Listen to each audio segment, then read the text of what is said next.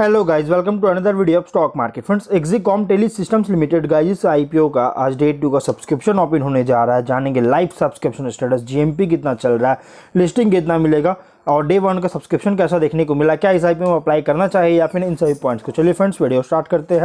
तो guys, IPO जो 27 fab को ओपन हुआ था, 29 फैब को क्लोज किया जा रहा है। कल के दिन इसका क्लोजिंग डेट रखा गया, आज सेकेंड लास्ट डे अप्लाई करने का।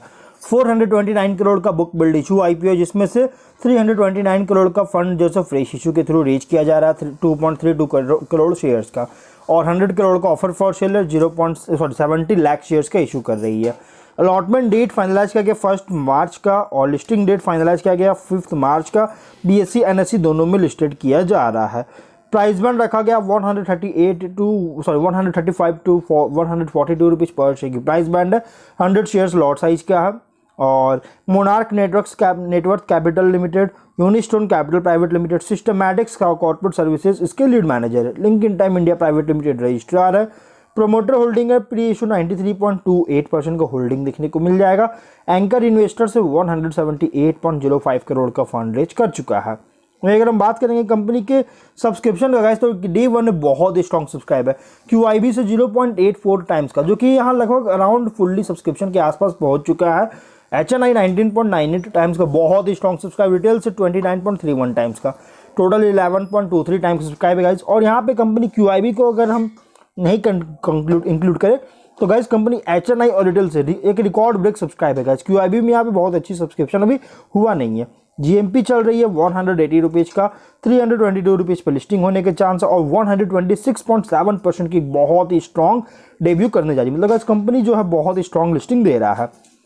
फिर यहाँ पे अगर हम इसके बिजनेस मॉडल की बात करें, 94 में इनकॉर्पोरेट किया गया था, जो कि power system, electric vehicle charging और अदर रिलेटेड सॉल्यूशंस में स्पेशलाइज है। ये कंपनी स्पेशलाइज और 2 बिजनेस वर्टिकल्स में कंपनी बिजनेस करेगी, 2 बिजनेस वर्टिकल में ऑपरेट कर रहा है, जिसमें पावर सिस्टम फर्स्ट है और सेकंड है EV charging solutions. Power system की बात करेंगे तो company uninterrupted power solutions digital communications networks के लिए प्रोवाइड करता है। ईवी चार्जिंग सॉल्यूशंस में बात करेंगे तो company 61,000 AC and DC chargers India और साउथ ईस्ट एशिया में डिप्लॉय कर चुका है। और इनके ईवी चार्जिंग सॉल्यूशंस जो है ये डिज़ाइन किया गया विद स्टैंड हार्श इन्वायरमेंटल और इलेक्ट्रिकल कंडीशंस को देखते हुए जो सो डिज़ाइन किया गया इसकी ईवी चार्जिंग सॉल्यूशंस का। और 31 मार्च 2023 के अकॉर्डिंग ये कंपनी फर्स्ट मतलब बन चुका, सभी कंपनीज में फर्स्ट कंपनी बन चुका है जो कि इंडिया की ईवी चार्जर्स मैन्युफैक्चरिंग सेगमेंट में एंटर किया था। और कंपनी जो है ईवी चार्जर बिजनेस से मतलब कि में ऑपरेट कर रही है। और जबकि ये जो slow charging solutions primary AC chargers जो कि रेसिडेंशियल यूज के लिए और fast charging solutions DC chargers जो कि business and public charging networks के लिए सिटीज़ और हाईवेज पर प्रोवाइड करती है। दोनों में जगह पे और दोनों तरह की चार्जिंग सॉल्यूशंस प्रोवाइड करता है, ऑफर करती है।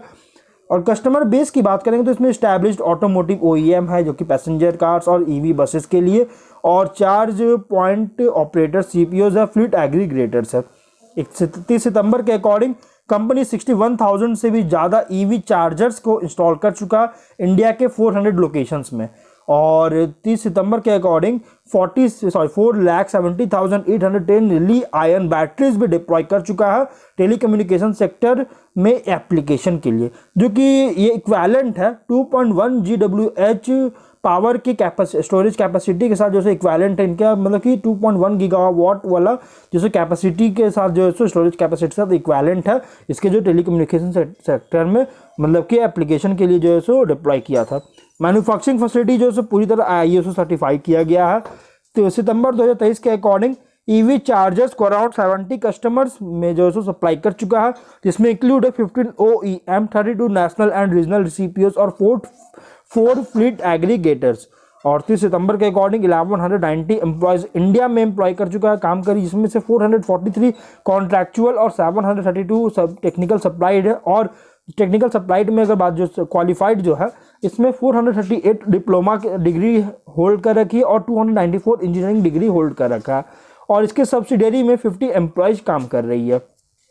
और अगर हम इसके फिनेंशियल की बात करेंगे 21 में 524.3 करोड़ का रेवेन्यू, 3.4 करोड़ का प्रॉफिट है। 22 में 848.9 करोड़ का रेवेन्यू, 5.1 करोड़ का प्रॉफिट है। 23 में 723.4 करोड़ का रेवेन्यू और 6.3 करोड़ का प्रॉफिट है। वहीं अगर हम इसके 24 के फर्स्ट हाफ की बात करेंगे तो 467.2 2 करोड़ का रेवेन्यू और 27.4 करोड़ का प्रॉफिट है।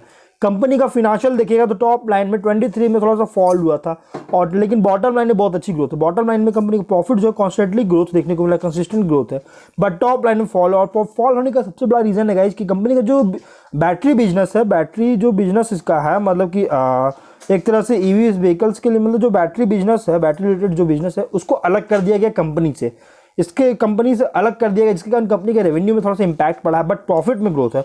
और इससे गाइज मतलब कि आगे चलकर ये एक बहुत बड़ा पॉजिटिव साइन हो सकता है, पॉजिटिव एडवांटेज मिल सकती है। जो अलग किया है बैटरी रिलेटेड बिजनेस को, एक अच्छा पॉजिटिव साइन हो सकता है कि बैटरी रिलेटेड बिजनेस में जो कंपनी अलग बिजनेस करेगी वो।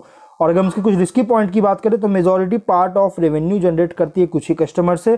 फिर रॉ मटेरियल्स के सप्लाई के लिए ग्लोबल सप्लायर्स पर बहुत ज़्यादा रिलाइज है, डिपेंड है, और रेवेन्यू भी बहुत ज़्यादा डिपेंडेंट है इंडियन टेलीकम्युनिकेशन सेक्टर के लिए ऑपरेशंस पर। और यहाँ पे कंपनी जो है पास्ट में लॉसेस वगैरह, ऑपरेटिंग लॉस देखने को मिल चुका है। एक यहाँ पे इंटरनेशनल सेल्स और ऑपरेशंस रिस्क जो सो एक्सपोज होने का खतरा हो सकता है, नेगेटिव कैश फ्लो पास्ट में देखने को मिल चुका है, जो कि आप स्क्रीन पे देख सकते हैं। तो गाइस ये थोड़ा सा रिस्की पॉइंट भी है। वहीं अगर हम इसके ऑब्जेक्टिव की बात करें तो तेलंगाना में एक नया मैन्युफैक्चरिंग फैसिलिटी का सेटअप करने का प्लान किया गया था, जिसमें प्रोडक्शन और असेंबली लाइंस को सेटअप करने के लिए कंपनी पार्ट फाइनेंसिंग करना चाहती है और लोन इसका प्रीपेमेंट या फिर रीपेमेंट करना चाहती है। इंक्रीमेंटल वर्किंग कैपिटल रिक्वायरमेंट के लिए पार्ट फंडिंग चाहती है, R&D में इन्वेस्टमेंट करके प्रोडक्ट डेवलपमेंट करना चाहती है, और जनरल कॉर्पोरेट पर्पस के लिए IPO लाया गया। तो ओवरऑल कंपनी जो है यहाँ पे देखिएगा तो EV चार्जिंग सेगमेंट में बिजनेस करी, और ये लगभग 60% मार्केट शेयर कवर कर रहा है EV चार्जिंग बिजनेस में, सेगमेंट में। और ये फर्स्ट मूवर बन चुका है पावर मैनेजमेंट सॉल्यूशन और EV चार्जिंग इंफ्रास्ट्रक्चर में एंटर करने वाली कंपनी में फर्स्ट मूवर बन चुका है। और ये जो है अगर देखा जाए तो 24 के अर्निंग के अकॉर्डिंग फुल्ली प्राइस रखा गया। और गाइस ये कंपनी टाइमली एक्सपेंशन प्लान लेकर आ रही है। राइजिंग अपॉर्चुनिटीज को अगर कंसिडर करें तो आप इसको मीडियम टू लॉन्ग टर्म के लिए इन्वेस्टमेंट कर सकते हैं। लिस्टिंग भी बहुत ही स्ट्रॉन्ग मिल रहा है गाइस, आप लिस्टिंग में भी अप्लाई कर सकते हैं। अलॉटमेंट के चांसेस बहुत रेयर होंगे, क्योंकि गाइस सब्सक्रिप्शन डे 1 में इतना ज़्यादा देखने को मिला, तो आप समझ सकते हैं कि 2 दिन और इसके अप्लाई करने का डेट है तो कितना ज़्यादा सब्सक्रिप्शन होगा। तो गाइस अब हम लोग जो है वीडियो कहीं पर एंड करते हैं। अगर कोई डाउट है कमेंट बॉक्स में पूछे, मिलते हैं नेक्स्ट वीडियो में। Till then bye.